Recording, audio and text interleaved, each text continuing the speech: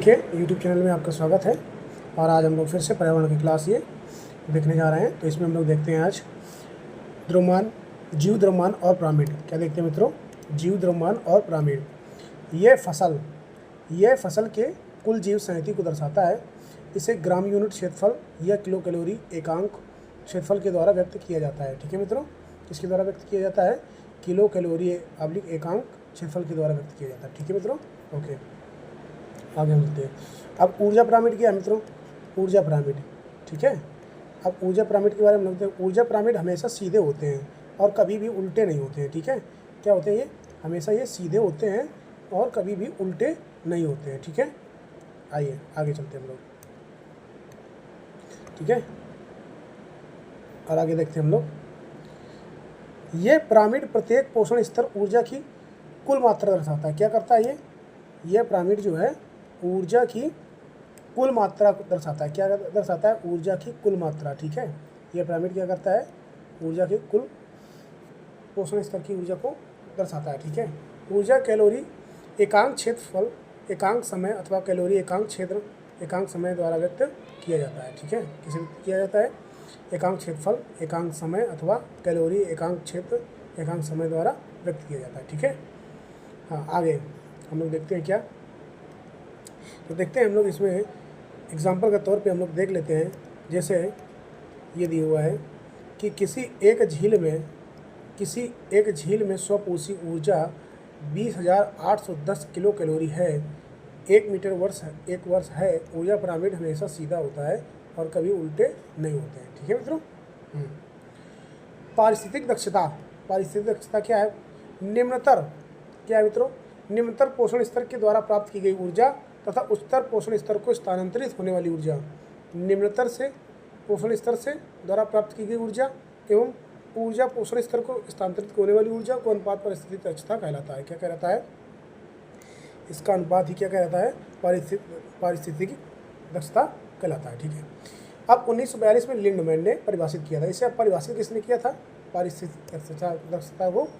तो इसमें 1942 में, कब? 1942 में लिंडमैन नामक व्यक्ति ने क्या किया था? परिभाषित किया था। 10% का नियम इसे प्रस्तुत किया। क्या 10% का नियम इसको प्रस्तुत किया। ठीक है, ऊपरी खोल चमड़े का बना होता है। ये आर्कटिक तथा अंटार्कटिक को छोड़कर सभी महासागरों, ठीक है, सभी महासागरों में पाए जाते हैं। भारत में समुद्री कछुओं को भारतीय वन्यजीव संरक्षण अधिनियम 1972, ध्यान रखिएगा मित्रों, भारतीय वन्यजीव संरक्षण अधिनियम 1972 की अनुसूची के तहत क्या किया गया? इसको संरक्षण प्राप्त है। किसको? भारत में समुद्री कछुओं को। ठीक है, हाँ। संक्रमिका इकोटोन। अब संक्रमिका क्या है मित्रों? ठीक है, 2 या 2 से अधिक विविध समुदायों के मध्य भौगोलिक संक्रमण क्षेत्र को क्या कहा जाता है? संक्रमिका कहते हैं। क्या कहते हैं मित्रों? संक्रमिका कहते हैं। फिर से देखते हैं हम लोग संक्रमिका, इसको क्या कहता है? इकोटोन। ठीक है, 2 या 2 से अधिक विविध समुदायों के मध्य भौगोलिक संक्रमण क्षेत्र को संक्रमिका कहते हैं। जैसे घास स्थल, वन के बीच का क्षेत्र, समुद्री कोमल, ठीक है, तथा प्राणियों तथा कठोर तल प्राणियों के बीच का क्षेत्र क्या कहलाता है? संक्रमिका कहलाता है। ठीक है, अब आता है millennium ecosystem experiment. Millennium ecosystem क्या है? MEA, पर्यावरण पर मानवीय गतिविधियों के पड़ने वाले प्रभावों का एक व्यापक आकलन है। क्या है ये? मिलेनियम इको असेसमेंट क्या है? पर्यावरण पर मानवीय गतिविधियों के पड़ने वाले प्रभावों का एक व्यापक आकलन है। इसमें परितंत्री सेवाएं नामक शब्द को चर्चित किया गया। किसको? परितंत्री सेवाएं। ठीक है, इसको चर्चित किया, जिसमें इसे परिस्थितिकी से मानव को प्राप्त होने वाले लाभों हेतु प्रयुक्त किया जाता है। किसको प्राप्त हुआ था? मानव को प्राप्त होने वाले लाभों हेतु प्रयुक्त होता है। क्या? परिस्थितिकी, ठीक है, सेवाएं। अब आगे आते हैं हम लोग। यह संकल्पना संयुक्त राष्ट्र संघ के पूर्व महासचिव कोफी अन्नान, ठीक है, कोफी अन्नान ने क्या किया था? इसको सन 2000 में, कब किया था? सन 2000 में लाई गई थी योजना, जो 2001 से प्रारंभ हुई और 2005 में पब्लिश हुई। यानी कि अब देखिए, ये जो संयुक्त राष्ट्र संघ के पूर्व महासचिव कोफी अन्नान जो लाए थे ये योजना को, ठीक है। ये 2000 में लाई गई, 2001 में प्रारंभ हुई और 2005 में पब्लिश हुई, यानी पब्लिश नोटिस में इसको बताया दिखाया गया। ठीक है, कब दिखाया गया? 2005 में। ठीक, आखिर अर्थात यदि स्वपोषी 100 कैलोरी, ध्यान रखिएगा, स्वपोषी 100 कैलोरी का उत्पादन करते तो शाकाहारी जीवों को 10 कैलोरी तथा मांसाहारी जीवों को 1 कैलोरी उपलब्ध होगी। पारिस्थितिकी दक्षता, इसे लिंडमैन की दक्षता भी कहते हैं। क्या कहते हैं? लिंडमैन की दक्षता भी कहते हैं। ठीक है मित्रों, हाँ। दक्षताओं का परास 5 से 35% के, दक्षताओं का परास 5 से 35% के मध्य हो सकते हैं। ठीक है, आगे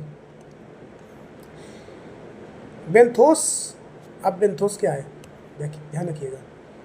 बेंथोस नाम 1891 में हेकेल द्वारा दिया गया। उस संस्था को नाम बेंथोस नाम कब दिया गया? 1891 में। किसने दिया मित्रों? हेकेल ने दिया। प्रवाल प्रजातियों की विविधता का अधिकेंद्र इंडोनेशिया के पापुआ के बर्ड्स हेड प्रायद्वीप में पाया जाता है। कहाँ पाया जाता है मित्रों? पापुआ के बर्ड्स हेड। ठीक है, पापुआ के बर्ड्स हेड प्रायद्वीप में पाया जाता है। प्रवाल त्रिभुज का 95%, कितने प्रतिशत मित्रों? 95%, एक विश्व का कुल 72% है। ठीक है। लेदर बैग कछुए, अब हम लोग आते हैं लेदर बैग कछुए के बारे में जानकारी करते हैं। ठीक है, अब लेदर बैग कछुए के बारे में देखिए। लेदर बैग कछुआ क्या है? भारत में कछुए केवल अंडमान तथा निकोबार द्वीप समूह में ही पाए जाते हैं। ठीक है, इसके अलावा हिंद महासागर में, श्रीलंका और इंडोनेशिया क्षेत्र में पाए जाते हैं।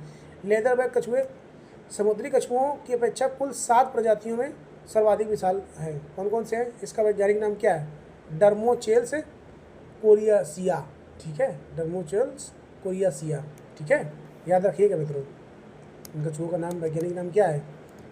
डर्मोचेल्स कोरियासिया। ठीक है, अब हम लोग आते हैं carbon tetrachloride methyl chloroform, HCFC, BFC, 2,1,B2, HBFC, ब्रोमोकार्बन। ठीक है, ये क्या है? Carbon tetrachloride. ठीक है, हाँ। आगे हम लोग देखते हैं।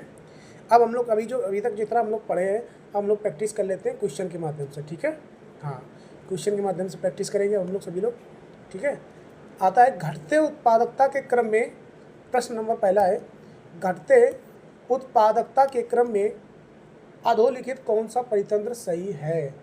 मैंग्रोव, ये देखिए क्वेश्चन पूछा भी गया, तो मैंग्रोव वनस्पति कहाँ पाए जाते हैं अभी हाल ही के एग्जाम में, और घास का मैदान, झील और सागर। ठीक है, ठीक है मित्रों, आगे पारिस्थितिकी तंत्र का प्रेरक बल क्या होता है? पारिस्थितिकी तंत्र का प्रेरक बल क्या होता है मित्रों? ये प्रेरक बल सौर ऊर्जा। ठीक है, सौर ऊर्जा या सूर्य ऊर्जा, ये सूर्य। ठीक है, हाँ। जैविक एवं अजैविक संगठकों के मध्य बिचौलिया का कार्य कौन करता है? उत्पादक। कौन करता है? उत्पादक। ठीक है, हाँ। आगे, पृथ्वी का सर्वाधिक वृहद पारिस्थितिकी तंत्र कौन है? पृथ्वी का सर्वाधिक वृहद पारिस्थितिकी तंत्र कौन है? जैवमंडल। ठीक है, कौन है? जैवमंडल। एक पारिस्थितिकी तंत्र में ऊर्जा की मात्रा एक पोषण स्तर से अन्य स्तर में स्थानांतरण के पश्चात घटती है। क्या होती है? घटती है। ठीक है, ये ध्यान रखिएगा मित्रों, बहुत इंपॉर्टेंट क्वेश्चन है, मैं इसमें इंपॉर्टेंट लिख दे रहा हूँ, इंपॉर्टेंट। एक पारिस्थितिकी तंत्र में ऊर्जा की मात्रा एक पोषण स्तर से अन्य स्तर में स्थानांतरण के पश्चात क्या होती है? घटती है। ठीक है, पारिस्थितिकी पदछाप के माप की इकाई है भूमंडलीय हेक्टेयर। क्या है मित्रों? भूमंडलीय हेक्टेयर। ठीक है, आगे, पारिस्थितिकी संतुलन बिगड़ता है, किससे बढ़ता है? किससे बिगड़ता है मित्रों? लकड़ी के काटने से, जंगल कटाव जैसे।